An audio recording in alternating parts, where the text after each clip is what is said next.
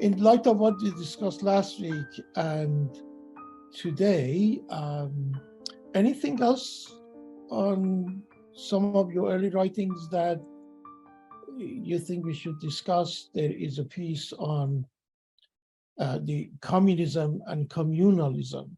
And anything there that would help this conversation we are having now? Yes. I mean, I think there a question of communalism or ethnicity, or I think there I was interested in looking at a close empirical work of actually who was who. And often I think generalization, people would put people in the category of this or that group without looking at actually who the people were.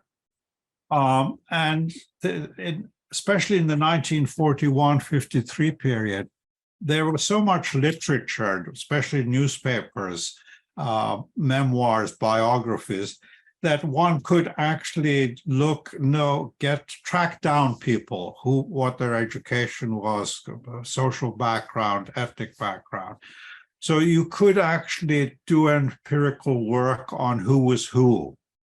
So it sounds like very narrow, but you can't generalize unless you do the narrow, actually empirical work. So with the Ferré Démocrate, for instance, the general perception was, well, this was just an easy creation of the Russians, manipulation of Russia to take over Azerbaijan. So they basically ordered certain people in Tabriz to create the Ferré. And I was more interested, in fact, what was happening that created this sort of surprising situation where you already had two communist parties in one country, which was sort of it wasn't a general practice. It was actually anti-Marxist practice, you could say. And before I looked at what happened in Azerbaijan, you could see that there were strains between certain people who had been Azeri, had been educated in Baku, were closely tied to the language, and their resentments and grievances against the Tudeh party in Tehran that was much more, Persian-oriented. And even though they were not anti-Azeri, but basically they identified Iran as very much as a Persian-speaking Iran. And this created tension between the two. And I wasn't negating the role of the Soviets, but trying to show that there was actually genuine social grievances that led to the creation of these two parties. But I think still, one still needs to look at this whole incident of the Ferré Démocrate, because still no one has looked at the real sources. And it's probably much more complicated than what the standard view or the view I gave. There was much more complex relationship not just between Moscow and Tehran, but also between Baku, Moscow, and Tehran about what the plans were. Bagarov in Baku probably had his own plans that didn't really conform to Moscow, and he was probably pressuring for some type of attachment of Azerbaijan to Baku, but that was not something that was on the Moscow's agenda. So this is actually a realm that still needs to be investigated. But again, actually, the conventional new view often in the writings of the Azerbaijan incident is that this was a secessionist movement, and that there was a Republic of Azerbaijan. And every time I see this term, Republic of Azerbaijan, I wonder, where is the primary source for this? I've never found actually in the primary sources at that time, even in let's say, British consular reports from Tabriz, term Republic of Azerbaijan. Pishevari never used that term. Their demands were always of autonomy, with provincial autonomy within the state of Iran. But so this was become a conventional notion that this was a separatist movement. I would view it as a communal movement within Iran for provincial autonomy within the state of Iran. And that was the official position. I read this piece actually a while back, and the idea that this movement was not a secessionist movement is very interesting. That a few weeks ago was the anniversary of, in Farsi, it's called Nejat Azerbaijan. I don't think a single person made that point. The assumption seems to be now totally that this was a secessionist, really a Moscow conspiracy or sort of conspiracy to take over Azerbaijan. But there is a second related question that I want you to reflect on, and that is the fact that, well, my impression, again, unfortunately, I wasn't able to read this piece recently, was that you make the argument that the Firqe Demokrat was popular. People, Azeris, supported them. More recent historians are debating or challenging these arguments. Do you want to say a few words on this? Yeah, I mean, you have to look at the period, early period when they first came. They carried out actually important reforms. For the first time, of course, women got the vote. So that was, for some people, popular, but for some people, of course, obviously unpopular. They carried out land reform. Again, the first land reform that was passed. Often people talk about, the later ones being the first one, but actually they did carry out a land reform. Again, that was popular for some people, unpopular for some people. They created the university. This was generally popular. But towards the end, because of economic problems and so on, they probably lost a lot of their support. How unpopular they were at the end, it's hard to tell. There was no resistance because, first of all, the Soviets did not give the Firqe actually heavy armor. They had rifles, basically machine guns, but that was not very effective against the Iranian Air Force or tanks. They really had no way of resisting Tehran once the army invaded. From that, you can't say they were unpopular, but sure, the system collapsed very quickly once the army came in. But the whole strategy of, I think, Moscow, Pishevari, was that with Ghavam as prime minister, they had a settlement where Azerbaijan would have a great deal of autonomy within the state, and the provisional government, the provincial government would be basically tolerated by the central government. But that agreement was scuttled by the Shah, supported by the Americans. So the Shah basically broke the agreement and ordered the army into Azerbaijan. Right. One of your earlier writing is a piece that I personally like very much. So perhaps in the few moments we have, I would like to hear something about this. And that is a piece on Kasravi, particularly for you, for a historian who very much, or historian of modern Iran, very much interested in a state or nature of state, development and formation of a state, Iranian nationalism, however you want to call it. You must be interested in this. But I, of course, want to hear from you.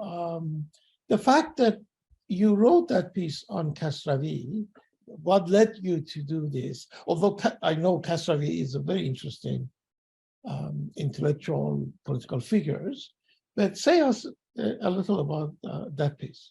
Well, actually, I mean, Kasravi obviously is if you're interested in Iranian history, you have to deal with Kasravi as the dominant figure. And one reason I was interested in Kasravi was when writing on the crowd. For Kasravi, actually, the crowd is the hero of the Mashrutiyat. He constantly comes up in his dramatic scenes of whether it's in Tabriz or Tehran.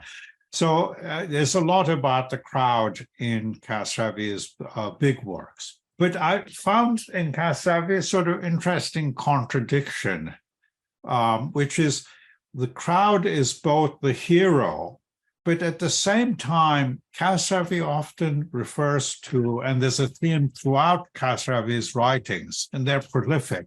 Most people don't know how much he wrote in his newspaper, Parcham, after 1941. Almost every week he had long articles, historical articles there. And I got very interested in these journalistic pieces. And what you find in much of his writing is his obsession, concern about what basically calls factionalism in Iranian society.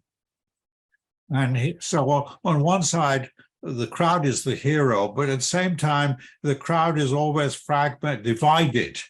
And he talks about 14 different, basically, factions in Iran.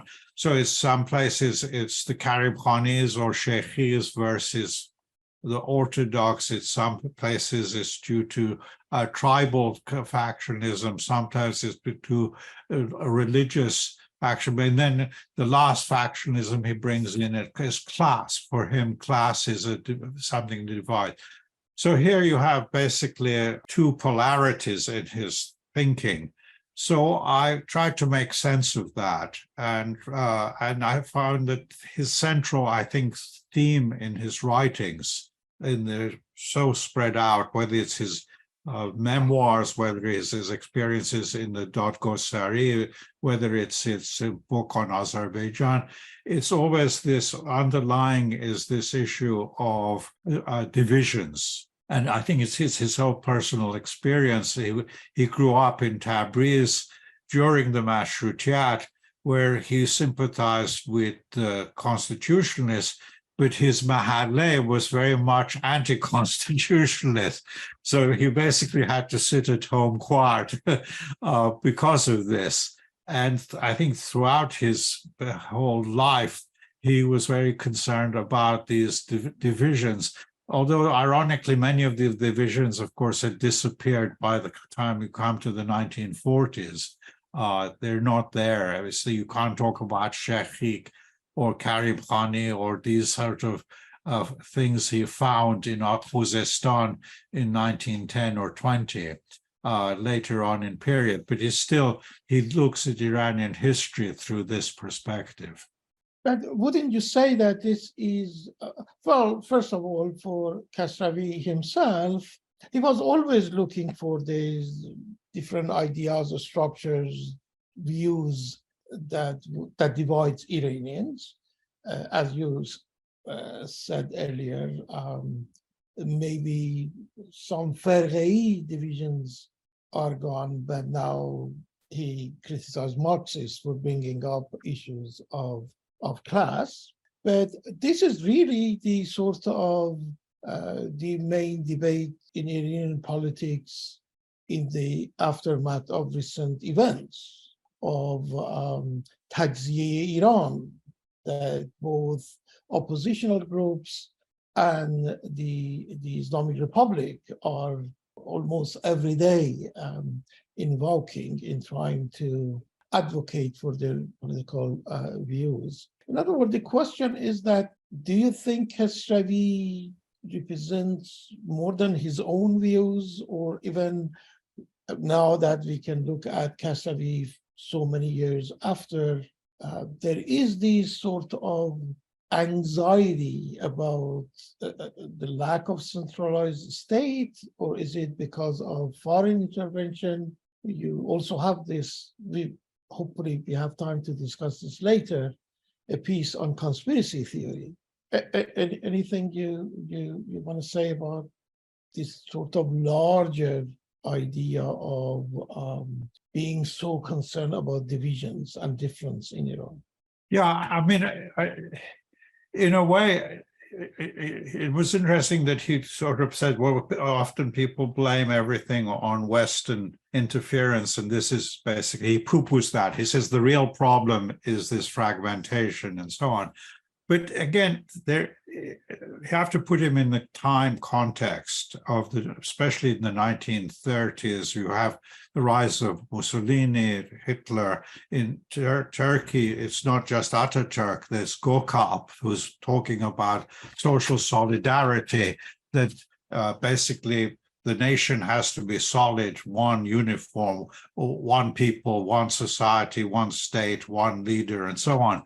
So he's very much under that influence, although he actually, I don't think he ever quotes Gökalp, but he's very much really in the same parallel or thinking as Gökalp. The problem with that is it's certainly unrealistic. The idea that somehow the whole, millions of people are going to think alike or be the same and so on. But I think the issue he touches on, which is, I think, still relevant, is if you stress one important identity of the nation, insist on that is going to be the cement, that's going to create divisions. That's going to make basically solidarity or uniformity impossible. So, of course, what Khosravi got him most into trouble was his basically criticism of Shiism, because for Shiism this was basically another ferqeh dividing the society. Because if you stress on Shiism, then non-Shias are going to be left out of the national identity. So he wasn't so much interested in anti-religious ideas, but in the Shiism that really created divisions within Iran. And that led to sort of creation of a new... Yeah, that led actually to the creation of Dine Pak. I mean, the fact that he used the term Dine Pak fell into his own trap of creating a new division. After we had a little tract called Yek Keshvar, Yek Din, Yek Zaban, Yek Parcham, little tract. So expressing that same idea, this unification of the nation, which was very much along the project that Reza Shah had started. But he later on was an advocate of Reza Shah after 41, right? He always qualified it. I mean, he also criticized people who criticized Reza Shah, but he still, I mean, I think the central thing he identified, he supported Reza Shah's creating of a centralized state and this idea of uniformity. But he, again, was critical of corruption and collective in terms of universe. Yeah. So, I mean, I would say his attitude towards Reza Shah was supportive, but with qualifications. But the reason he supported him was because of this idea of national state unity. Yeah. Something interesting I discovered recently was that when Khosravi was assassinated, the question came up in the cabinet what to do with the assassin. And most of the cabinet ministers, especially the ones who were connected with the Darbar, wanted to release him. The only person who wanted to actually pursue the case because this was a clear case of murder, was Iraj Iskandari. Only Iraj Iskandari and Sadr al-Ashraf was very much against keeping the man in prison. Sadr al-Ashraf was the man who released the murderer. I mean, he was in power at the time, if I'm not mistaken. He was, was he the prime minister or something at the time? He was. But Iskandari wanted him actually taken to court for murder. Yeah. But it is astounding how generally supportive of the killers the Iranian elite were. The university teachers, they breathed a sigh of relief. It is very, very unfortunate. Another bit noir of Khosravi was, of course, Sufism. And so many of the intellectuals, the upper class, were sort of sympathetic to mysticism. So he rubbed them the wrong way.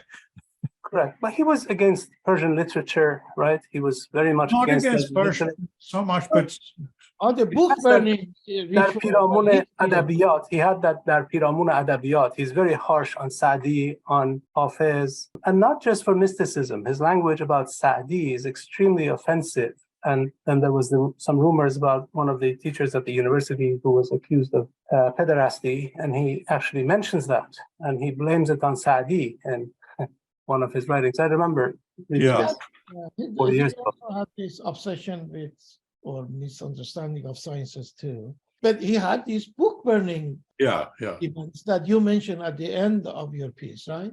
It was a bit risky because I'm sure they were burning Sufi books, but the rumor was that, of course, they were throwing Qurans in there, which was, I'm sure, not true. But He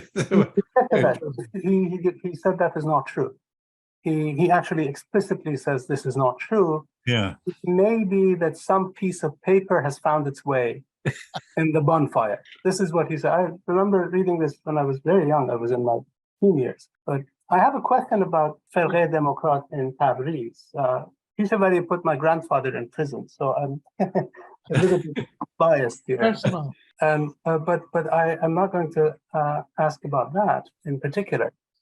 But you mentioned something very important, that there was some discord between Moscow and Baku, perhaps, right, between Bagarov and Stalin. Then there is some paper that is circulating on the internet that Stalin had actually ordered Bagarov to encourage and to support this division, this schism in Azerbaijan. I don't read Russian. I can't make a comment about that. But I have a question. Is it true that Stalin was very much in favor at some point in eliminating rival communist parties? For example, the Ferghe in Azerbaijan at some point after his negotiations with Qavam became a problem. And earlier on in 1944, they had eliminated the cadets of Khorasan. Apparently, they had some agreement, but then it was reneged upon and they were massacred. Is it possible that, because this happens elsewhere under Stalin, that rival communist movements are eradicated? If I'm not mistaken, it happens in Romania, but I'm not sure at this time. I looked into this 2-3 years ago.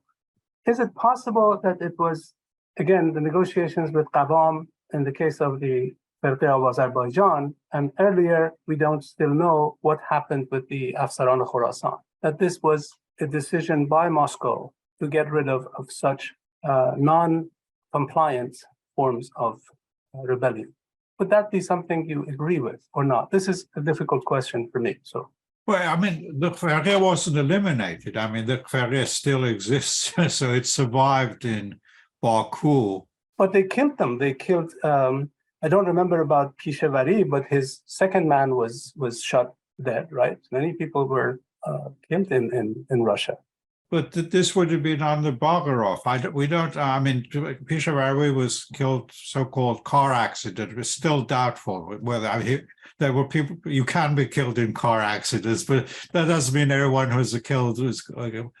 But there is clearly, I mean, I think this is something that really has to be further investigated. And I don't think anyone has done it. But people who've got access or have dubious, actually, political agendas. But one thing is clear, that there was no Moscow consistency in their attitude towards Azerbaijan. Now, the inconsistency could have been because of Bagarov, because clearly Bagarov was thinking in terms of unifying so-called northern with southern Azerbaijan. But whether that was Moscow's interest or not is something different. And I think, of course, ultimately Moscow would have decided. But there is an interesting letter from Ovanesyan to Moscow, basically very critical of Bagarov and whole raising of the Azerbaijan. And the term I think he uses, he describes Bagarov as running his own fiefdom of Azerbaijan. That is, what he was doing was really actually counter to what would have been in interest of the Tudeh party in the international communist movement and so on. So there are clearly very strong differences there. And it's not a simple Machiavellian, Stalin pushing this button or that button. I think there were already discussions and they weren't sure what to do. But one thing is actually clear. When the Soviet army first went into Azerbaijan in 1941, there was actually quite a movement for some sort of basically rebellion. This was squashed because, again, it wouldn't have been in Soviet interests. That was squashed. And later on, when the oil crisis came in, it would have been in the Soviet interest then to relax that. But whether it was relaxation to the point of separation is something different. I don't think that Moscow went that far. But Bagarov probably would not have been against annexation of southern Azerbaijan.